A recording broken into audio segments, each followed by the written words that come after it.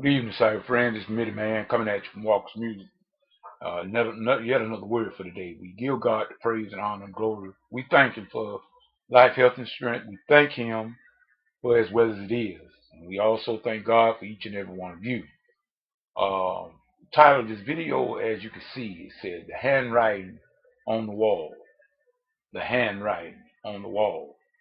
I just want to say, people, that without being judgmental, but just as an observer, I have seen in my lifetime a lot of things. And I'm not claiming to be, you know, have seen it all, which I know no one has.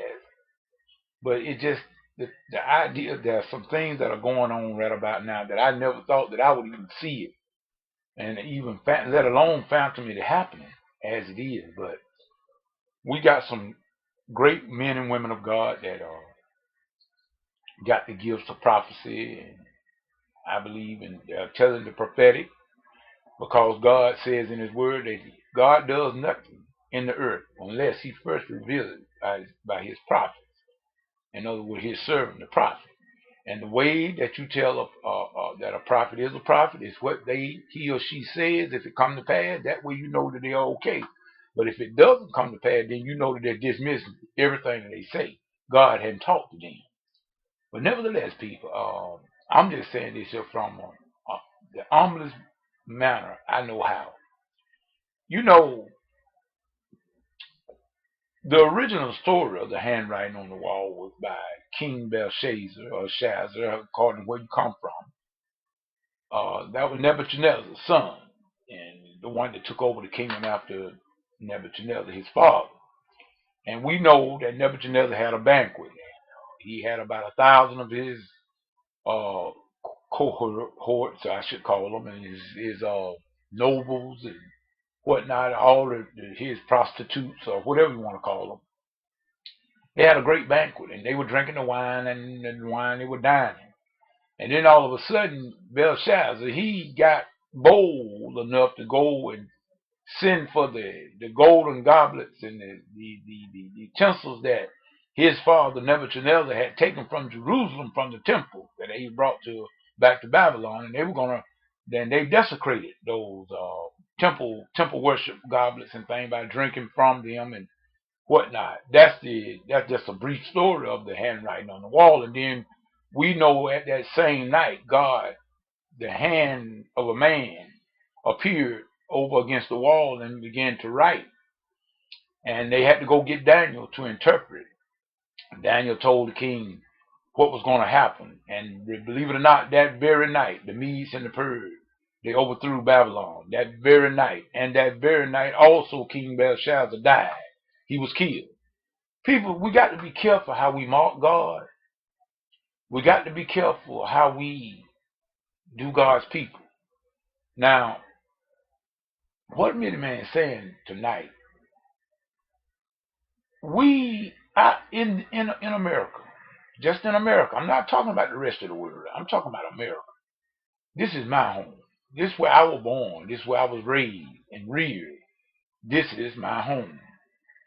Uh, I do want to see our country fall into no more calamity. I don't want to see that happen. 9/11, awful day in our history. Awful day. Not only that, go all the way back to the early existence of our country. We had a great civil war that took more men than any other war we ever been in. Brother against brother. I don't want to see that happen again. But I do see it happening within the body of Christ. Where we got people, we are supposed to be children of the Most High God.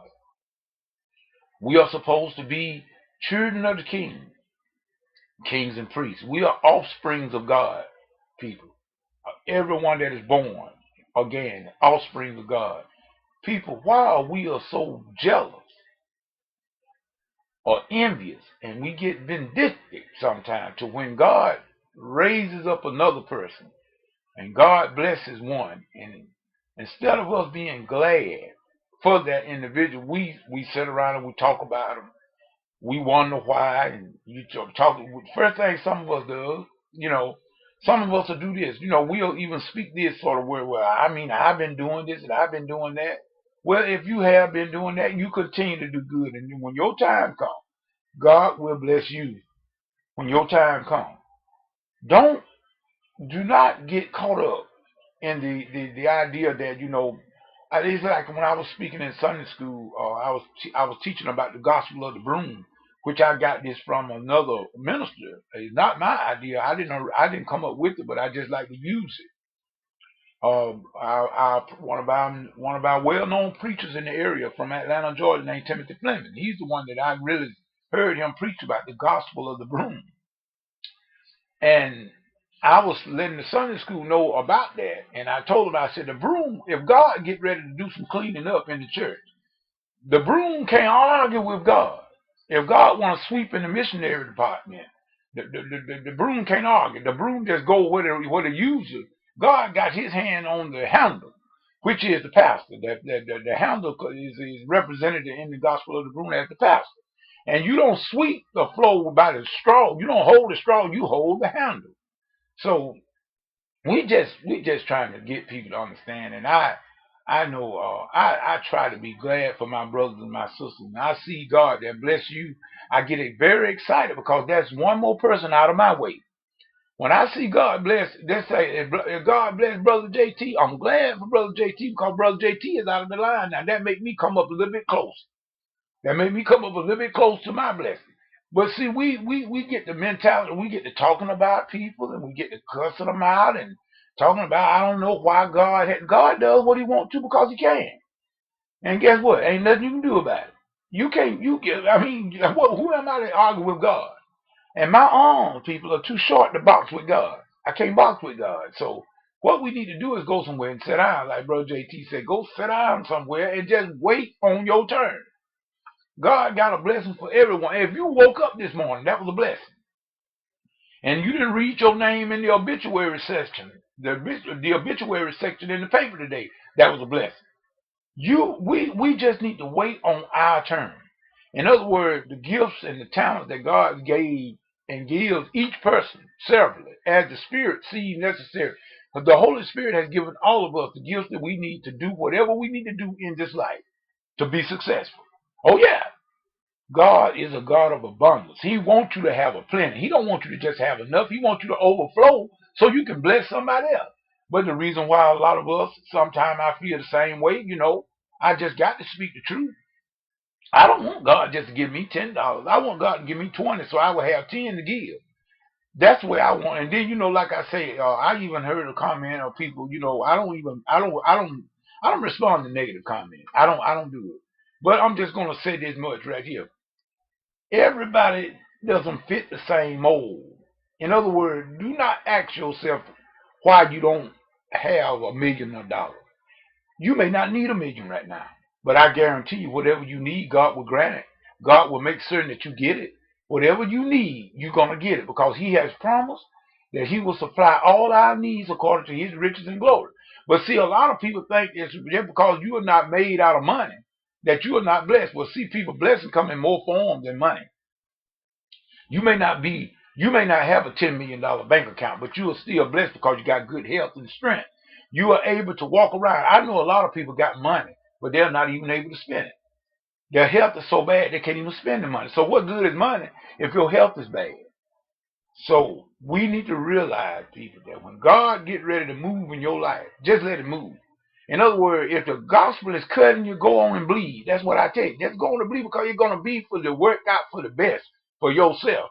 But when you get jealous and you get to talking about every time your conversation comes up about money, about somebody, I don't know why God did that. Well, look, that's right. You don't know, and you'll never know why God does what he does. Because that's what makes him God. But I guarantee you, you will never rise as long as you all got that vindictive and that jealousy and that envy and that animosity in yourself towards another because of the fact that God has decided to raise them up. You can't get blessed for looking at the other person. Mind your own business. That's what the Bible says. See to it that you mind and take care of your own business. That wasn't a suggestion, people. That was a commandment. And so I'm gonna be honest with you. Like I said, I'm so glad. Matter of fact, let me take my hat off to my brother David Maxwell. I'm so glad, brother, that I talked to you the other day and chatted with you a little while on Facebook, and you told me your good news. God bless you, man, and I'm hoping that it works. I mean, hey, I'm hoping that it works because we all got account. Me and you've been a partner on Reverb Nation for quite a few years, right about now, and also SoundCloud and everything. And those are some good sites, so you can get noticed. If your work is good, you will get noticed. Remember, this is what God told Cain. Cain, if you do good, will you not be noticed? I'm just paraphrasing that now because he killed Abel because God had respect for Abel's sacrifice and he didn't have no respect for his. But God asked him a question: if you do good, you understand, people? If you do what God have told you to do. See, I got two other buddies right around here that I think are very highly of, Brother Floyd and Brother Floyd Carter, Daryl Johnson, two outstanding keyboard players and things. Matter of fact, they are the members of the group that we call Perfect Praise. You can look them up on the internet. They got a gospel group, very good gospel group called Perfect Praise. But we've been buddies and friends for a lot of years. And believe you me, there is nothing that I got that I can help them with that they can't get. And it's the same way with them. I'm the same. This is the way that we should be, people. It is not about all that old animosity and stuff. If you can help.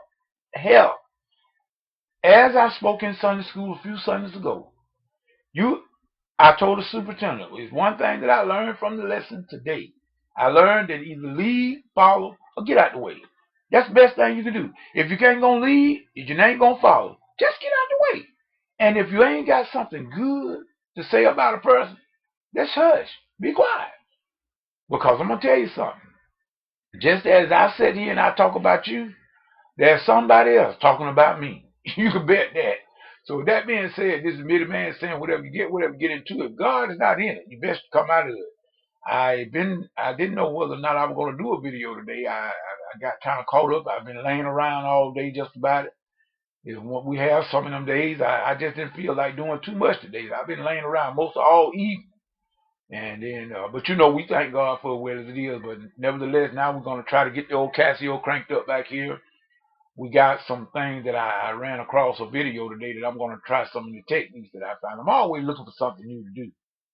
And so we just saying we thank God, and we hopefully tomorrow night we'll be back with the Bible study. Everybody will be looking forward to that. And so with that being said, just a minute, man, just saying whatever you do, like I told you, if God ain't in it, get out of it, because it's going to come to nothing. This is Middy Man saying peace and good night.